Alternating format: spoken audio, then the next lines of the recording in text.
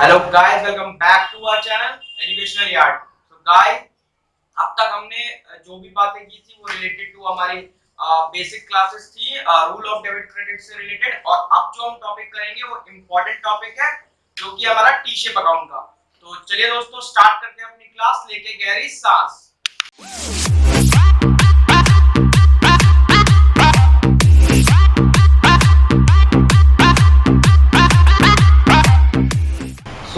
चलिए दोस्तों, स्टार्ट करते हैं और देखते हैं पहला क्वेश्चन टी शेप अकाउंट का। तो जो हमारा पहला क्वेश्चन है, इसमें हमारे को जो है मशीनरी अकाउंट बनाना है, T shape account for machinery. और हमारे को कुछ ट्रांजैक्शंस दे रखे हैं, इसके बेस पे हमें टी शेप अकाउंट बनाना है मशीनरी का। तो स्टार्ट करते हैं।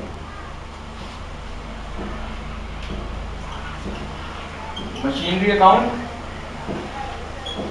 सबसे पहले, क्योंकि ये टी शेप अकाउंट है तो इसको आप इस तरह से टी के फॉर्म में इसको बना ले।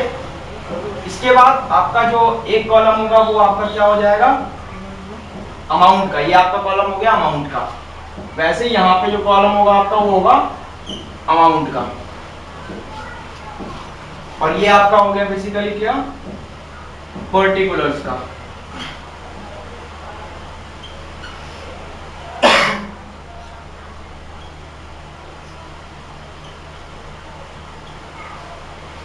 सो अब देखते हैं इसमें पहला ट्रांजैक्शन। तो पहला जो आपका ट्रांजैक्शन है वो है मशीनरी परचेज। सो हमने पहले ये डिस्कस किया है कि जो मशीनरी हमारा, सबसे पहले तो हमें इसे देखना होगा आखिर ये हमारा है क्या, वेदर एसेट है, एक्सपेंस है, क्या है। तो अब मशीनरी को अगर देखें तो क्या लगता है, ये मोर देन 1 ईयर या 1 ईयर इसकी जो है लाइफ स्पैन है। तो यानी कि क्या हो गया ये असेट। और हम जानते हैं असेट अगर है कोई आपका चीज, तो वो अगर इंक्रीज होता है तो क्या होता है, डेबिट, और डिक्रीज होता है तो क्रेडिट। तो मशीनरी है, सो ये इंक्रीज होगा तो क्या होगा, डेबिट। सो ये आपका जो है डेबिट कॉलम हो जाएगा इसका, सॉरी ये क्रेडिट कॉलम होगा आपका, डिक्रीज कॉलम। और यहाँ पे जो है आपका इंक्रीज कॉलम होगा मशीनरी का, यानी कि डेबिट, क्योंकि इंक्रीज होता है तो क्या होता है, डेबिट। तो इंक्रीज कॉलम डेबिट और डिक्रीज कॉलम आपका हो गया क्रेडिट। अब हमें फोकस जो करना है इस क्वेश्चन में वो बेसिकली मशीनरी पे करना है। तो यहाँ पे पहला जो ट्रांजैक्शन है उसमें है मशीनरी परचेज। सो मशीनरी जब आप परचेज करेंगे तो मशीनरी के पॉइंट ऑफ व्यू से अगर हम देखें तो जब आपने मशीनरी खरीदा तो अब आपके पास मशीनरी है, यानी कि मशीनरी में कहीं ना कहीं इंक्रीज हुआ है, यानी कि आप मशीनरी आपके पास आ गई है। तो कहीं ना कहीं आई आपके पास, तो यानी कि इंक्रीज हुआ है मशीनरी में। तो यानी कि ये कहाँ आ जाएगा आपका, यहाँ पे इस कॉलम में, डेबिट साइड वाले में, क्योंकि इंक्रीज हो रहा है 40,000 से। और जो नाम डालेंगे हम, तो मैंने आपको पहले बताया था जिसका हम अकाउंट बनाएंगे उसका नाम कभी नहीं डालते। तो मशीनरी अकाउंट है तो हम अपोजिट वाला नाम डालेंगे, क्योंकि मशीनरी को हमने परचेज किया है और कुछ लिखा नहीं है इसके आगे, यानी कि हम मान के चलेंगे पेमेंट हो चुकी है और कैश में हुई होगी या बैंक में। तो यहाँ पे जब हम डेबिट कॉलम की बात करते हैं यहाँ पे टू लगाते हैं, और इस कॉलम की बात करें तो यहाँ पे बाय लगाते हैं। तो टू और जो सामने वाला अकाउंट है, यानी कि किसमें हमने पे किया, कैश में या बैंक में, यहाँ पे आपका कैश या बैंक अकाउंट आएगा। ये हो गया आपका पहला ट्रांजैक्शन। इसके बाद जो दूसरा ट्रांजैक्शन है आपका वो है मशीनरी सोल्ड। तो मशीनरी सोल्ड की जब हम बात करते हैं तो अब आपके पास समझिए कि 10 आपके पास मशीन है, उसमें से आपने एक मशीन को जो है सोल्ड किया, तो अब आपके पास 9 रह गई, यानी कि आपके पास से एक मशीन चले गई। तो हमें क्या करना है, अब आपको इसे डिडक्ट करना होगा, कम करना होगा। तो और कम करते तो क्या होता है, क्रेडिट। तो यानी कि ये आपका आ जाएगा यहाँ पे 10,000 से, और बाय साइड डिनोट करेंगे हम क्रेडिट साइड को। तो और सामने वाला नेम आएगा, और सामने वाला क्या है आपका, मशीनरी सेल किया आपने। सेल करते हैं तो एंट्री क्या होती है हमारी, कैश में आता है। सो कैश आपका डेबिट होता है और क्रेडिट क्या हो जाएगा, मशीनरी। तो मशीनरी का तो नाम हम नहीं लिखेंगे, तो सामने वाला अकाउंट क्या है, कैश, यहाँ पे आ जाएगा कैश अकाउंट। फिर जो आपका तीसरा है इसमें ट्रांजैक्शन हुआ है मशीनरी परचेज। अगेन आपका इंक्रीज हुआ है मशीनरी में, तो यहाँ पे अगेन आ जाएगा आपका टू कैश, और कितने से हुआ, 8,000 से। 8000 आ गया आपका। देन अगेन फिर मशीनरी सोल्ड है, तो अगेन फिर यहाँ आएगा बाय कैश, क्योंकि हमें कुछ बोला नहीं है तो हम ये मान के चल रहे हैं कि हमारे को कैश में जो है परचेज और सेल हो रही है, तो बाय कैश और ये 14,000। ओके, इसके बाद जो लास्ट है हमारा ट्रांजैक्शन वो है डेप्रिसिएशन ऑन मशीनरी। तो डेप्रिसिएशन की हमने बात अभी तक शायद मेरे ख्याल से नहीं किया हमने अपनी वीडियो में। तो डेप्रिसिएशन जो है वो हमारा एक्सपेंस है। डेप्रिसिएशन का मतलब होता है कोई भी आपका जो फिक्स्ड असेट है जिसका life span more than 1 year है, 1 साल से ज्यादा आपके पास वो रहने वाला है, तो उन मशीनों पे या उन असेट्स पे, फिक्स्ड असेट्स जिनको हम कहते हैं, तो उन असेट्स पे आपका हर साल कुछ ना कुछ उनकी वैल्यू कम होती है। मतलब अगर इस साल आपने कोई मशीनरी खरीदी है 40,000, तो क्या वो अगले साल आप बेचने जाओगे तो 40,000 नहीं बिकेगी? नहीं बिकेगी। क्यों? क्योंकि उसकी जो आपने यूज किया उसका, उसे हम कहते हैं वियर एंड टियर, जो हमने उसका किया है उससे उसकी वैल्यू कम हो गई। तो हर साल कुछ ना कुछ वैल्यू कम होती है, तो वो जो डिक्रीज इन वैल्यू होता है वो आपका डेप्रिसिएशन होता है। तो कहीं ना कहीं एक्सपेंस है, क्योंकि आपकी मशीनरी की वैल्यू को ये डिडक्ट कर रहा है, कहीं ना कहीं आपका लॉस है। तो ये हो गया आपका एक्सपेंस। और इससे क्या होगा, मशीनरी की जो वैल्यू 40,000 थी, क्योंकि अब डेप्रिसिएशन लगेगा तो जितनी भी डेप्रिसिएशन लगेगी, जैसे यहाँ पे 1000 की है तो अब वो 1000 से कम हो जाएगा। तो कहीं ना कहीं मशीनरी की जो है आपकी जो स्टॉक है मशीनरी का वो कहीं ना कहीं कम हो रहा है। तो अगेन क्रेडिट साइड आएगा क्योंकि डिक्रीज हो रहा है मशीनरी में। और नाम जो आएगा वो क्या आएगा, क्योंकि एक्सपेंस अकाउंट है तो हम इसको किस तरह जर्नल एंट्री इसकी करेंगे, depreciation account debit to cash account. तो यहाँ पे डेप्रिसिएशन के यहाँ पे उससे करेंगे हम, सॉरी टू कैश अकाउंट नहीं आएगा, टू मशीनरी अकाउंट आएगा। डेप्रिसिएशन आपका एक्सपेंस है वो डेबिट हो जाएगा, और आपकी वैल्यू जो कम हो रही है वो क्या हो रही है, मशीनरी की, तो इसलिए क्रेडिट हो रहा है मशीनरी। तो क्रेडिट होने का मतलब मशीनरी की वैल्यू कम हो रही है। तो देखिए अगर हम जर्नल एंट्री जब हम करते हैं, अगर यहाँ पे अगर हम जर्नल एंट्री करें इसकी, डेप्रिसिएशन अकाउंट डेबिट करेंगे, क्यों? क्योंकि एक्सपेंस और एक्सपेंस बढ़ता है तो क्या होता है, डेबिट। और क्रेडिट किसको करेंगे हम, मशीनरी अकाउंट को। तो अगर हम यहां देखें तो हमने यही सेम चीज यहां पे की है, ये डेप्रिसिएशन अकाउंट को हमने डेबिट किया है, और क्रेडिट कौन हो रहा है यहाँ पे, मशीनरी अकाउंट। तो हम मशीनरी अकाउंट बना रहे हैं और ये क्रेडिट कॉलम है उसका, यानी कि क्रेडिट हो रहा है, बस नाम सामने वाले का आएगा। क्यों? क्योंकि हम इसका नाम, इसके अकाउंट में इसका नाम नहीं आएगा। तो डेप्रिसिएशन अकाउंट लिखेंगे और वैल्यू जो है वो 1000। अब ये तो हो गई ट्रांजैक्शंस की बात। जब आप इन सारे ट्रांजैक्शंस को हैंडल कर लोगे, उसके बाद आपको जस्ट ये दो इस तरीके से लाइन ड्रॉ करके आपको अकाउंट क्लोज करना है। ये अकाउंट क्लोजिंग का तरीका होता है। इसके बाद दोनों साइड का आप टोटल कर लीजिए, डेबिट कॉलम का भी और क्रेडिट कॉलम का भी। तो अगर हम टोटल करें तो ये क्या हो गया, 40 और 8 48,000, और ये क्या हो गया आपका 10 14 24,000, और एक 1 25,000। तो इसमें बड़ा देख लो आप कौन सा है, 48,000 है या फिर 25,000 है। 48,000, तो जोन सा आपका साइड बड़ा होगा उसका अमाउंट को आपको यहां लिखना है दोनों साइड में।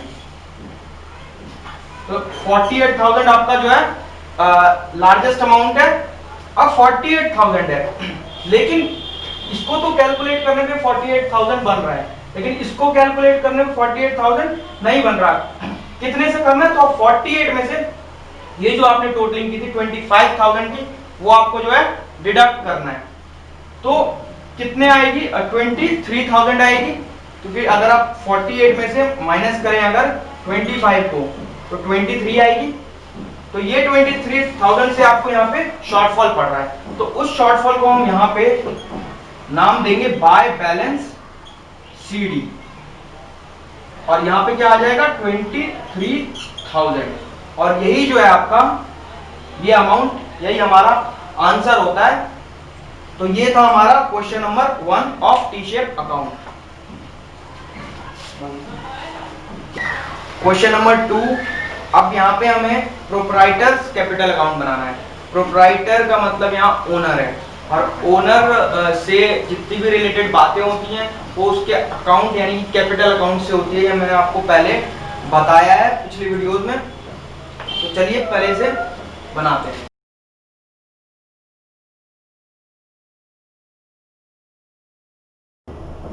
तो ये आपका कैपिटल अकाउंट है, प्रोप्राइटर अकाउंट भी कह सकते हैं इसे। और ये आपका हो गया पर्टिकुलर्स अमाउंट, पर्टिकुलर्स अमाउंट। तो जितनी भी ओनर से रिलेटेड बातें होती हैं वो हमारी कैपिटल अकाउंट में आती हैं। और कैपिटल अगर उसे हमें कोई पेमेंट करनी है ओनर को, तो उसके कैपिटल यानी कि ये जो आपका डेबिट क्रेडिट कॉलम है, ये आपका हमेशा डेबिट कॉलम होगा, ये होगा क्रेडिट कॉलम। तो अगर ओनर से रिलेटेड बातें हैं जिससे उसको फायदा हो रहा है, यानी कि ओनर को पैसा मिल रहा है, तो हम जानते हैं कि कैपिटल जो है उसका नेचर क्या होता है। वो आपका इंक्रीज होता है तो क्या होता है क्रेडिट, डिक्रीज होता है तो डेबिट। अभी जो हमने मशीनरी अकाउंट देखा था उसका उल्टा था, उसका डेबिट आता है इंक्रीज और क्रेडिट में उसके डिक्रीज आता है। बट यहाँ कैपिटल की बात हुई है, कैपिटल का हमने नेचर देखा है, उसका इंक्रीज डिक्रीज हमने देखा है। इंक्रीज उसका क्रेडिट में आता है और डिक्रीज उसका डेबिट में आता है। तो अगर उसको कोई पेमेंट यानी कि पैसा अगर वो बिजनेस में लगा भी रहा है या ऐसा कुछ कर रहा है जिससे उसे पैसा मिल रहा है, तो उन सब चीजों को हम यहाँ क्रेडिट करेंगे, क्योंकि ये इसका इंक्रीज साइड है और ये इसका डेबिट साइड डिक्रीज है। डेबिट क्रेडिट हमेशा यही रहेंगी, यही हमेशा डेबिट साइड रहता है और यही हमेशा क्रेडिट साइड रहता है। बट क्योंकि अकाउंट के नेचर की वजह से फर्क आता है, तो क्योंकि ये कैपिटल अकाउंट है तो इसका इंक्रीज यहाँ आता है। जैसा पिछले में क्या हुआ था, डिक्रीज जो था मशीनरी का वो यहाँ आ रहा था और इंक्रीज आपका डेबिट में आ रहा था। तो अब देखते हैं इसका पहला ट्रांजैक्शन। तो यहाँ पे डेट्स भी दे रखी हैं, तो डेट्स का ज्यादा कुछ नहीं करना है, एक और कॉलम बनेगा वो हम आगे आने वाले क्वेश्चंस में कर लेंगे, लेकिन अभी फोकस करते हैं हमारे मेन ट्रांजैक्शंस पे। तो पहला जो ट्रांजैक्शन है वो स्टार्टेड बिजनेस विद 45,000। तो उसने बिजनेस स्टार्ट किया 45,000 देके, यानी कि बिजनेस में पैसा लगाया 45,000 रुपए। तो पैसा लगाया है तो यानी कि कहीं ना कहीं ओनर का पैसा है, तो उसका पैसा जो है उसने लगाया है, तो कैपिटल में कहीं ना कहीं इंक्रीज हो रहा है। तो कहाँ आएगा इंक्रीज, क्रेडिट साइड। और बाय, तो अगर हम एंट्री करें, एंट्री क्या बनती है, हम बिजनेस है, हमें बिजनेस के पॉइंट ऑफ व्यू से देखना है, हम बिजनेस है, हमें बिजनेस के पॉइंट ऑफ व्यू से देखना है। तो ओनर हमारी तरफ पैसा लगा रहा है, बिजनेस में पैसा लगा रहा है और मैं बिजनेस हूँ, तो मेरे पास क्या हो रहा है, कैश डेबिट हो रहा है, पैसा आ रहा है, या बैंक डेबिट हो रहा है। और हम ओनर के कैपिटल को बढ़ाएंगे, क्यों, क्योंकि उसका पैसा है, दिखना चाहिए ना उसे कि मैंने पैसा लगाया तो मेरा पैसा है का। तो उसके कैपिटल को क्या करेंगे हम, क्रेडिट। तो हम जब भी ओनर से बात करेंगे तो यही करेंगे, अगर हमें उसका कैपिटल बढ़ाना है तो क्रेडिट करेंगे और घटाना है तो कैपिटल डेबिट करेंगे। उससे कैश में कोई ट्रांजैक्शन नहीं होने वाली। तो यहाँ उसने बिजनेस में पैसा लगाया तो एज अ बिजनेस मैं कैश को डेबिट करूंगा और क्रेडिट करूंगा कैपिटल को। तो मैंने क्रेडिट कर दिया कैपिटल को, और क्योंकि कैपिटल अकाउंट है तो सेम नाम हम नहीं डालेंगे, अपोजिट नाम डालेंगे, यानी कि क्या आ जाएगा आपका, कैश अकाउंट, कैश या बैंक अकाउंट। और यहाँ आएगा आपका 45,000। फिर अगला है withdraw from business for personal use. तो यहाँ जो पर्सनल यूज है ना वो इंपॉर्टेंट है। क्यों, क्योंकि मैंने आपको एक टर्म बताई थी हमारे थर्ड या सेकंड लेक्चर में, जो कि था ड्राइंग। तो ड्राइंग में बेसिकली यही था उसका मीनिंग कि जब ओनर पैसा निकालता है यानी विड्रॉ करता है घर के लिए, मतलब घर के यूज के लिए, पर्सनल यूज के लिए, तो उसे हम कहते हैं ड्राइंग। अगर दूसरे काम के लिए निकाल रहा है तो वो ड्राइंग नहीं होता। अगर घर के यूज के लिए पैसा निकाल रहा होता है या पैसों से कुछ भी काम कर रहा होता है तो उसे क्या कहते हैं, ड्राइंग। तो यहाँ पे क्या, withdraw from business for personal use, business से पैसा निकाला और पर्सनल यूज के लिए वो। तो मैं बिजनेस क्या एंट्री डालूंगा बुक्स में, ड्राइंग मेरा खर्चा है, ओनर निकाल रहा है पैसा, मेरा खर्चा है, तो ड्राइंग के नाम से डेबिट कर देंगे। और कैपिटल जो है हमें, सॉरी, ड्राइंग के नाम से आप डेबिट भी कर सकते हैं, आप चाहे तो कैपिटल के भी नाम से कर सकते हैं डेबिट। क्यों, क्योंकि ओनर है, ओनर पैसा निकाल रहा है, तो आप दिखाओगे ना उसके कैपिटल में कि भाई तुमने पैसा निकाल लिया, तुम्हारे पास उतना कम पैसा रहता है, तो ओनर के कैपिटल को डेबिट कर दो या ड्राइंग को डेबिट कर दो। और हमारे पास से कैश या बैंक जा रहा है, क्यों, क्योंकि पैसा हम दे भी तो रहे हैं उसे घर के यूज के लिए, तो पैसा जा रहा है तो यानी कि क्रेडिट कर देंगे बैंक या कैश को, क्योंकि उनका डिक्रीज क्रेडिट होता है। ठीक है, तो यहाँ एंट्री क्या आएगी, डिक्रीज हो रहा है डेबिट साइड, और किस नाम से, सामने वाले अपोजिट नाम से। तो capital account to cash account, तो यहाँ आएगा टू कैश अकाउंट, और कितने से आएगा 10,000। इसके बाद जो थर्ड है वो फर्दर कैपिटल इंट्रोड्यूस। इसका मतलब हुआ कि उसने और बिजनेस में पैसा लगाया, तो और पैसा लगाया तो अगेन हम उसके कैपिटल को और बढ़ा देंगे, कितने से 55,000 से इस बार। अब फिर जो अगली एंट्री है वो इनकम टैक्स पेड। यहाँ इनकम टैक्स जो है बहुत एक ब्रॉड कॉन्सेप्ट है, अभी इस पे इतना फोकस नहीं करते हैं, तो सीधे एंट्री पे पहुंचते हैं। इनकम टैक्स पेड, एक्सपेंस पे किया बिजनेस ने, तो इनकम टैक्स पेड है आपका। अब जब इनकम टैक्स की हम बात करते हैं तो एक छोटी सी चीज इसके बारे में अगर मैं बताऊं आपको, तो वो ये होती है कि जो इनकम टैक्स होता है ना, वो बिजनेस का खर्चा नहीं होता, वो ओनर के खुद का खर्चा होता है। और अगर बिजनेस उसको पे कर रहा है, अगर बिजनेस उसे पे कर रहा है, दैट मीन्स कि कहीं ना कहीं ओनर उससे पैसा निकाल रहा है, यानी ड्राइंग है एक तरह से ये। क्यों? क्योंकि कहीं ना कहीं बिजनेस पे कर रहा है, जबकि ओनर को पे करना चाहिए, तो बिजनेस ओनर के बिहाफ पे कर रहा है, तो कहीं ना कहीं उसकी कैपिटल में कम करनी पड़ेगी। क्यों? क्योंकि बिजनेस जो है उसके घर के खर्चों को मीट कर रहा है, तो इसलिए ड्राइंग, तो कैपिटल ड्राइंग लिखिए या कैपिटल को डेबिट कीजिए, बात एक ही है। तो यहाँ कैपिटल अकाउंट अगेन डेबिट होगा, और फिर अगेन हमारे पास से क्या जा रहा है, कैश या बैंक, तो कैश या बैंक क्रेडिट। और नाम क्या डालेंगे हम, टू कैपिटल तो डाल नहीं सकते, तो क्या डालेंगे, कैश अकाउंट अगेन, क्योंकि एक तरह से ड्राइंग है, और ड्राइंग सीधा सीधा हम क्या करते हैं, कैपिटल में से माइनस करते हैं। तो यही चीज हमने किया है यहाँ पे एक तरह से ये ड्राइंग है इनकम टैक्स पेड, तो हमने क्या किया, सीधा सीधा कैपिटल में से माइनस कर दिया। ठीक है, अलग से एंट्रीज की नहीं की, 5,000। अब जो लास्ट है वो है profit for the year.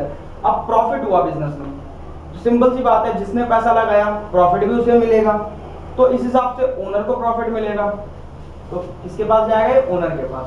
Entry क्या डालेंगे हम कि कैश हमारे पास आएगा, और हम यानी कि प्रॉफिट कैश में आ रहा है तो कैश डेबिट, और ओनर की कैपिटल को क्रेडिट कर देंगे क्योंकि उसे हम दे रहे हैं। तो यहाँ पे आएगा बाय अगेन कैश अकाउंट, कितने से 30,000। ओके, तो अब जो हमारा लास्ट रह गया, जो हमने पहले भी किया था, क्लोजिंग ऑफ अकाउंट, तो ये डबल लाइन, तो ये डबल लाइन हम डाल रहे हैं, इसका मतलब होता है क्लोजिंग ऑफ अकाउंट। तो अब हमें क्या करना है, दोनों साइड की टोटलिंग करनी है। तो पहले देख लीजिए कौन सा साइड पड़ा है, तो ऑब्वियसली ये साइड पड़ा है, और इसको जब कैलकुलेट करते हैं तो ये आएगा 1,30,000। और क्योंकि ये बड़ा है इसलिए मैंने पहले ही 1,30,000 वहाँ लिख दिया था, और जोन सा साइड बड़ा होगा उसका टोटल जो है आप यहाँ पे नीचे लिखेंगे। और क्योंकि अब ये 1,30,000 नहीं है, तो जितना भी शॉर्टफॉल है वो हम लिखेंगे यहाँ, कितने से शॉर्टफॉल है, 1,15,000 से। ये आपका आ गया क्या, बैलेंस सीडी। तो यही था हमारा बैलेंस सीडी, ये हमारा आंसर। तो ये था हमारा कैपिटल अकाउंट, और ये था हमारा टी शेप अकाउंट का क्वेश्चन नंबर 2। सो गाइज, ये थी हमारी आज की वीडियो जिसमें हमने टी शेप अकाउंट पे बात किया। और अब आगे आने वाले जो हमारे जितने भी वीडियो होंगे वो और नए चैप्टर्स पे होंगे। तो उम्मीद है आपको ये वीडियो अच्छा लगा होगा, और अगर कुछ रिलेटेड क्वेरी है तो कमेंट जरूर करें। अगर चैनल को सब्सक्राइब नहीं किया अभी तक गाइस तो कर लीजिएगा। Thank you.